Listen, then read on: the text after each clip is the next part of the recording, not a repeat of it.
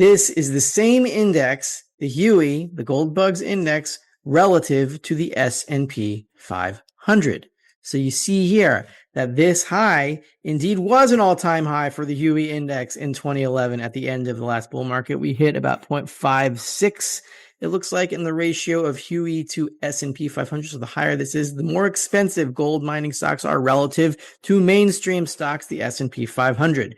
We hit the low over here in 2001, which was when gold was about 254 or so at its 2001 February low. So this makes sense. You see here that there was a lot of volatility swinging in the gold mining index and the Huey.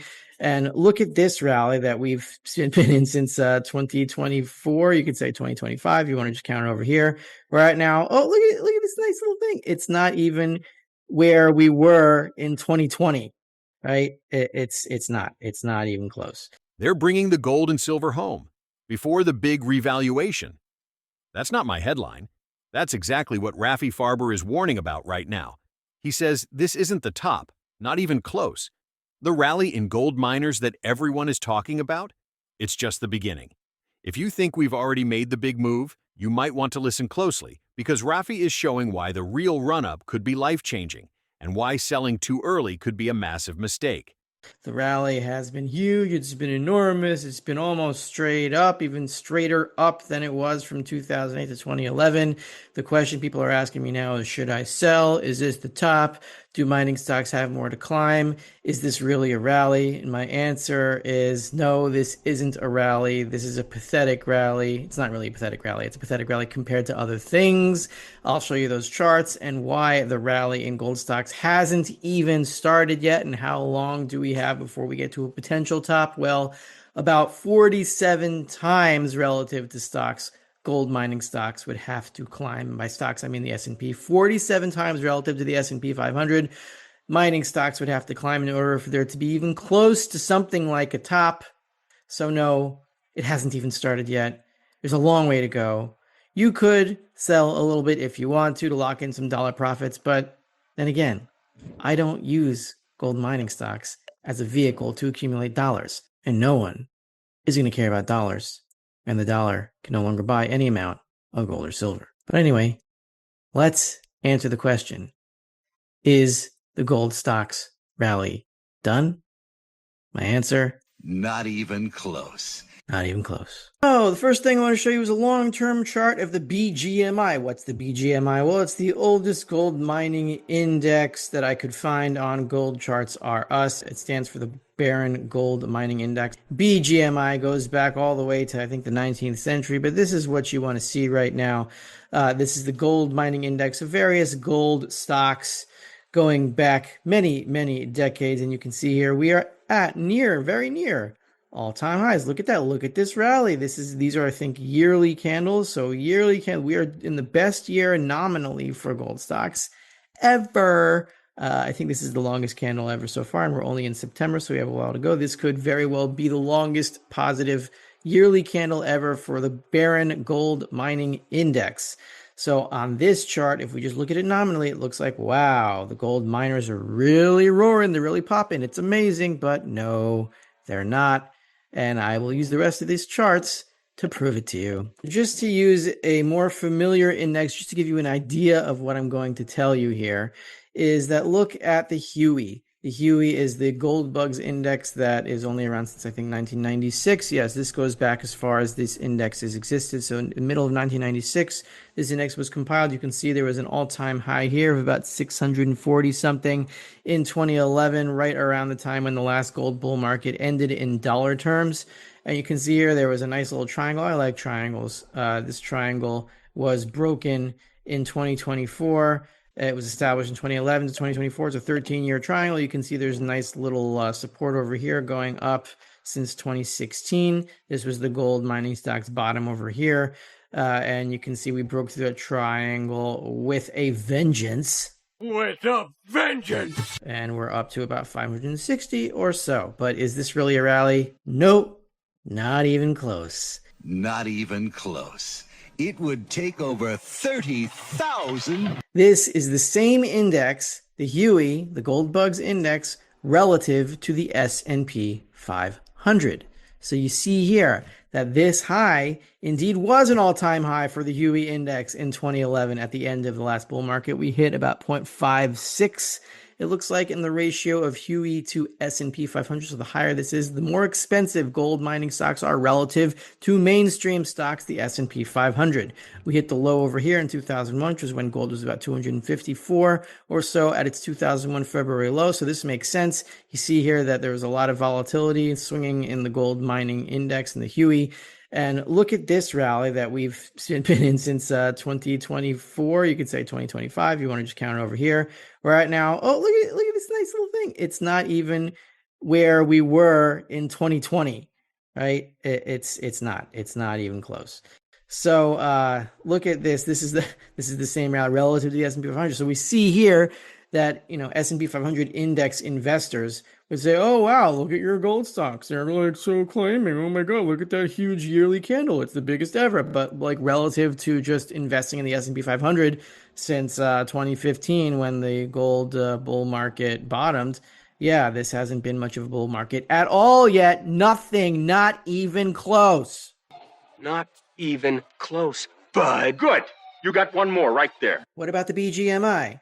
So here we see the BGMI going back to 1935, 34, something like that. And this is the ratio of the S&P 500 versus the BGMI, the Barron Gold Mining Index, to see how this ratio has been behaving since then. So we see here, the higher this goes, this is the inverse of the other chart. This is the only chart I could find of the BGMI S&P 500 ratio on gold charts R Us. I couldn't find the inverse, which is what this chart is. So these charts are flipped. So here, the lower you go, the worse the gold stocks are performing. Here, the higher you go, the worse gold stocks are performing. So we see here, they were performing very, very badly in 2001, from about 1995 to 2001. Gold mining stocks capitulated. They fell. What's the other word? Crashed. Whatever you want to say. Rafi takes us straight to the HUI, the Gold Bugs Index, and compares it to the S&P 500. In his words, we hit 0.56 in 2011. That was the all-time high, the end of the last bull market. Today, even after this huge rally since 2024, we're nowhere near it.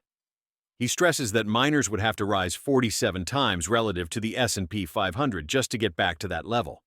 This is not a top, he says. It hasn't even started yet. He brings out the Barron's Gold Mining Index, which tracks miners for over a century. Look at this candle. It's the longest we've seen, and we're only in September, Rafi says. Yes, it looks like miners are roaring, but compared to history, they're still incredibly cheap. This is the foothills, not the summit. Rafi then shows the HUI's breakout from a 13-year consolidation triangle, calling it a vengeance breakout. That's a technical signal that a major bull market is underway. Yet, when you look at miners versus the S&P, he points out, we are still way below the 2011 highs, and light years away from the 1980 extremes when miners reached a ratio of 0.103. Right now, we're at 0.0048. Do the math. The move ahead is 47 times bigger if history repeats. He ties this to what's happening now, a fragile dollar, surging debt, and global inflation. This is how capital rotates. When confidence in paper assets dies, all that purchasing power moves into gold miners. We've seen it before, and it happens fast, and he's candid about the risks. Yes, there are dangers, brokerage failures, the great taking, market manipulation, but that's why I hold some miners. Because when dollars can't buy anything, I want companies that can pay me dividends in real money, gold and silver, not paper promises. And then they went back up into 2011 over here when the ratio was about 0.55, as we saw on the previous chart. So look at this. We see here that where we are now, we're at 4.83. Could be a little bit different right now. This is like a few days old. But you can see here, we're right near the all-time lows. The all-time lows were about 7.4, 7.5, something like that in 2015. We're not right at the lows. We're a little bit higher than the lows, yeah. But yeah, nowhere near where we were throughout the 1940s, 1950s, 1960s, 1970s, 1980s until 1994, right, when gold stocks crashed and then rebuilt themselves and re-rallied into 2011, then crash and have been very undervalued ever since. But the question is, what is the high? Meaning, what is the low in this chart? It's hard to see here because it's too close to the bottom, but we can calculate it with individual data points. Not here, not here so much, but right here. Right here. Not here or here so much, but right here. In October 1980, and notice that the high in gold stocks was after the January 1980 spike in gold and silver. Here is a zoom in on the BGMI for 1980. This was the all-time high. It's about 1280, eyeballing it. First week of October 1980. So if you take that number, 1280 for the BGMI, the high, the all-time high in the BGMI in October 1980, 1280. Go to the next chart and you see October 1980, the first week of October 1980, we can eyeball it. It's about 132 for the S&P 500, 132 first week of October. So you take 132 divided into 1280. What do you get? You get 0.103. So we have the current number of the BGMI, which is 4.83. The all-time high in 1980 of gold stocks versus the S&P 500 was 0.103. You take 4.83 divided into 0.103 and you get 47. 47. Right. 47. 47! 47, which means the value of gold stocks is going to have to rise 47 times relative to the S&P 500. And you're asking me, well, is the S&P 500 going to stay the same? Is it going to rise? Is it going to fall? Doesn't make a difference. The point of this ratio is to say that the purchasing power that is currently in the S&P 500, all the dollars that it's worth, and if you were to liquidate it today and get that number that you see on your brokerage account number, dollar number, and you're able to buy all the stuff with all those dollars, all of that purchasing power will be sucked into gold mining stocks at a rate of about 47 times. So the purchasing power of the S&P 500 is going to fall 47 times, and the purchasing power of the BGMI, of the general gold stock environment portfolio, whatever, is going to rise about 47 times. So no, the rally hasn't started yet. Not even close. Are you convinced? Am I denying that there are dangers with gold mining stocks? Of course not. There are dangers with gold mining stocks. There's the big taking question, the great taking question. If you believe that brokerages are going to go down, there are ways to get around that. You can buy mutual funds directly with investors that don't go through brokerages. There are other options. Talk to more conspiratorial preppers than me. But in general, just to remind you, the reason that I invest in some gold stocks, which are not as safe as bullion, but I do invest in some gold stocks, is because in the event of an endgame where the dollar cannot purchase anything, I want companies that can pay me actual dividends in product in money terms, and gold miners can do that because they create money itself. Rafi closes with one of his most powerful lines. No, the rally isn't done. It hasn't even started. The S&P's purchasing power is going to fall, and miners are going to rise 47 times in relative value. The best is yet to come. So now it's your turn. Are you preparing for that kind of revaluation, or do you think this is just another short-term spike? How are you positioning yourself for what could be the most explosive phase in precious metals in decades? If this message hit home, make sure you subscribe and turn on notifications, because if Rafi is right, we are standing at the base of a generational opportunity, and you don't want to be late when gold and silver finally go vertical.